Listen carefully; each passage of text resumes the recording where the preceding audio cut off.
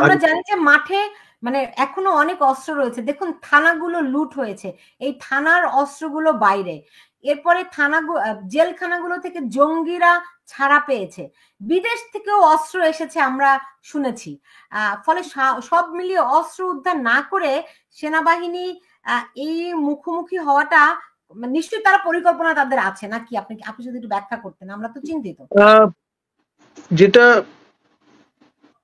হয়ে থাকে এসব ক্ষেত্রে যে তারা হয়তো ছুটির দিন বেছে নেন, এই জন্যে যে যান চলাচল তুলনামূলকভাবে কম থাকে। আর এই ঈদের প্রাক্কালে যদি এ ধরনের অ্যাকশনে তারা যান, তাহলে ক্যাজুয়ালিটির পরিমাণ কমিয়ে নিয়ে আসা সম্ভব। এবং কোনো ক্যাজুয়ালিটি ছাড়া যদি আপনার নিশ্চিত করা যায়, মানুষকে উত্তেজিত করার চেষ্টা করছে তারা নানান ভাবে মানুষকে, মানে শেখ হাসিনার বিরুদ্ধে, আওয়ামী লীগের বিরুদ্ধে এখনো উত্তেজিত করার চেষ্টা করছে, যাতে করে মানুষকে ক্ষিপ্ত করে দেশে অরাজক পরিস্থিতি সৃষ্টি করা যায়। দেখুন, আমি আগেও বলেছি, এখনো বলবো, লোহাটা যখন গরম থাকে তখন সেটা শেপ দেওয়া সহজ। আপনার অগাস্টে যেটা সম্ভবপর ছিল 2024-এ, 2025-এর মার্চে সেটি সম্ভবপর নয়। এক নদীতে দুবার গোসল করা যায় না, গ্রিক দার্শনিক হেরাক্লিটাস অনেক আগে বলে গেছেন। এটি দর্শনের কথা এবং বাস্তবেও বিষয়টা সেই রকম। তো সুতরাং আপনার ভিন্ন কৌশলের হয়তো আশ্রয় নিতে হতে পারে যদি সফল বা কামিয়াব হতে হয়। আগের কৌশল এখানে অকার্যকর হবে বলেই আমি মনে করি। জি, আমি বলছিলাম আপনাকে সেনাবাহিনী থেকে যেই মেসেজটি পাঠানো হয়েছে বিভিন্ন ক্যান্টনমেন্ট গুলোতে, সেটি হচ্ছে কি আগামীকাল সকাল 10-10:30টায় জরুরি তারা একটা ইয়ে ডেকেছে, সেনাপ্রধান ভাষণ দেবেন সবগুলো ক্যান্টনমেন্টে, সবগুলো সেনানিবাসের সেনাবাহিনী প্রাঙ্গণে সকল স্তরের অফিসার এবং সেনাদের উদ্দেশ্যে তিনি ভাষণ দেবেন। দেশের সকল সেনানিবাসের সামরিক কর্মীরা একই সময়ে এই ভাষণে যোগ দেবেন। এটি একটি অনুসরণীয় আপডেট এবং প্রাথমিক বিজ্ঞপ্তি বাংলাদেশ সেনাবাহিনীর সদর দপ্তর উচ্চ পর্যায়ের বৈঠক সভা। এর আগে আমরা জানি আজকে দেশের সব জিওসিদের সঙ্গে সেনাপ্রধান বৈঠক করেছেন, তাই তো? তাই বিশ্বস্ত সূত্রে জানা গেছে। জি, এর বাইরে এখন ধরেন যদি সেনাবাহিনী প্রথমে অস্ত্র উদ্ধারের চেষ্টা করে, সেক্ষেত্রে তারা কি প্রক্রিয়ায় আগাতে পারে? আপনি বলেছেন যে ঈদের ছুটিটা হলে ভালো হয়, এমনটাই অনেকে মনে করছেন, তাই তো? আমি ওই ক্যাজুয়ালিটি কমিয়ে নিয়ে আসার দৃষ্টিকোণ থেকে বলেছি, কারণ জনচলাচল যত কম থাকবে তত এনকাউন্টার কম হবে, এবং এনকাউন্টার যত কম হবে ক্যাজুয়ালিটির সংখ্যা কমে আসবে। কারণ এটা তো আপনার আইবল টু আইবল সিচুয়েশন। যারা ডেভিল বলে চিহ্নিত, তারা তো যদি সশস্ত্র থাকেন, তারা তো বিনা যুদ্ধে নাহি দিব সূচাগ্র মেদিনী এরকমের একটি দৃঢ় সংকল্প নিয়েই মাঠে থাকবেন। আর যদি আপনার লোক চলাচল বেশি থাকে, জনারণ্যে মিশে থেকে গেরিলা কায়দায় হিট অ্যান্ড রান অ্যাপ্রোচে তারা যদি এনকাউন্টারে লিপ্ত হন, তখন কিন্তু ডেফিনেটলি ক্যাজুয়ালিটি অনেক বেশি হবে, এবং ক্যাজুয়ালিটি খুব বেশি হলে তখন ওই কনসার্নটি ফরফ্রন্টে চলে আসবে, যেটাকে আমরা বলছি ক্রাইম এগেইনস্ট হিউম্যানিটি। জি, বুঝতে পেরেছি। এবং সেনাবাহিনী নিশ্চয়ই সেই দায় নেবেও না, তবে সেনাবাহিনী অত্যন্ত বিচক্ষণতার পরিচয় কিন্তু দিচ্ছে। তারা এখনো পর্যন্ত অস্ত্র হাতে নেয়নি, মানে কোথাও কোনো ফায়ার তারা করেনি। এটি মনে হয় একটা ভালো দিক, যাতে করে তাদের দিকে কেউ অভিযোগের আঙুল তুলতে না পারে। হয়তো একটা স্নায়ু যুদ্ধের মধ্য দিয়ে আছে নাকি? দেখুন, এটা সাইকো ওয়ারফেয়ারের মতো পরিস্থিতি বটেই।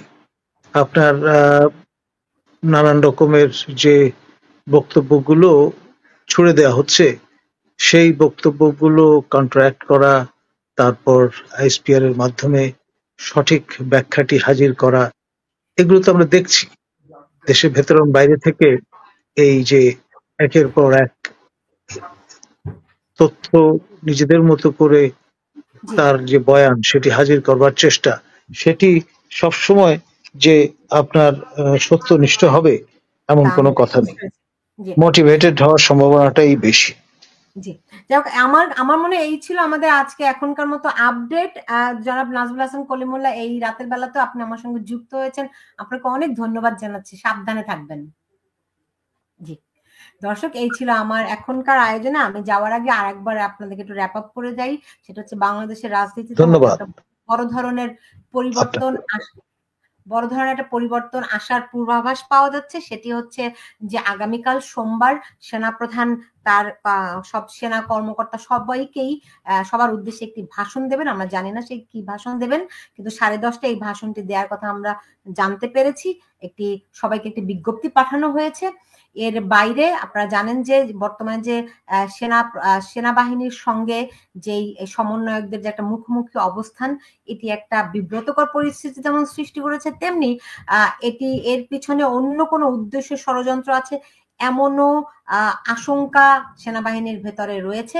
এবং সেনাবাহিনীর ভেতরে যেই একটি দুটি গ্রুপ রয়েছে যারা সেনাপ্রধানের বিরুদ্ধে, তারা পাল্টা ক্রু করার চেষ্টা করেছে বলে অভিযোগ পেয়েছি। এবং সেনাবাহিনী অত্যন্ত সতর্কভাবে রয়েছে, তারা ঐক্যবদ্ধভাবে রয়েছে এবং দেশের স্বাধীনতার সার্বভৌমত্ব রক্ষায় তারা বদ্ধপরিকর। আপনাদের নিশ্চয়ই মনে আছে, সপ্তাহ 3 আগে সেনাপ্রধান ওয়াকারুজ্জামান তিনি বলেছিলেন একটি সভায় যে এনাফ ইজ এনাফ। তিনি সবাইকে বিভেদ ভুলে ঐক্যবদ্ধ হওয়ার আহ্বান জানিয়েছিলেন এবং তিনি হুঁশিয়ারি দিয়ে বলেছিলেন যে যদি এইভাবে করে বিভক্তি চলতে থাকে, দেশের স্বাধীনতার সার্বভৌমত্ব বিপন্ন হবে, পরে কেউ তার উপর দোষ দিতে পারবে না। তিনি কিন্তু এই হুঁশিয়ারি দিয়েছেন যে আপনারা পরে আমাকে বলতে পারবেন না যে আপনাদেরকে সতর্ক করিনি, আমি এই সতর্ক করে দিলাম। ঠিক এই ভাষায় সেনাপ্রধান বলেছিলেন। এরপরে 3 সপ্তাহ অতিক্রম হয়েছে এবং আমরা দেখেছি কিভাবে হাসনাত প্রকাশ্য সামাজিক যোগাযোগ মাধ্যমে সেনাপ্রধানের দিকে আঙ্গুল তুলেছেন এবং তিনি বলেছেন, সেই তার বক্তব্যে তিনি উল্লেখ করেছেন যে সেনাবাহিনী তাকে আওয়ামী লীগকে, রিফাইন্ড আওয়ামী লীগের জন্য প্রস্তাব দিয়েছে। অবশ্য সেনাবাহিনীর পক্ষ থেকে, আইএসপিআর থেকে এটি অস্বীকার করা হয়েছে। আমরা অন্য একটি মিডিয়া আউটলেটের মাধ্যমে সেটি জেনেছি। এর বাইরে এখন পর্যন্ত এই যে একটা মুখোমুখি অবস্থা তৈরি হয়েছে, আমরা দেখেছি যে সার্জিস আলম তিনি আবার একটি ফেসবুকে একটি স্ট্যাটাস লিখেছেন যে সেখানে তিনি বলেছেন যে হাসনাতের বক্তব্য অনেক জায়গায় হয়তো ভুল, প্রস্তাব না অভিমত, এরকম নানান রকম বিষয় বলেছে। এবং অনেকে মনে করছে যে হাসনাত যে বক্তব্য এটি একটা মিথ্যাচার করেছে।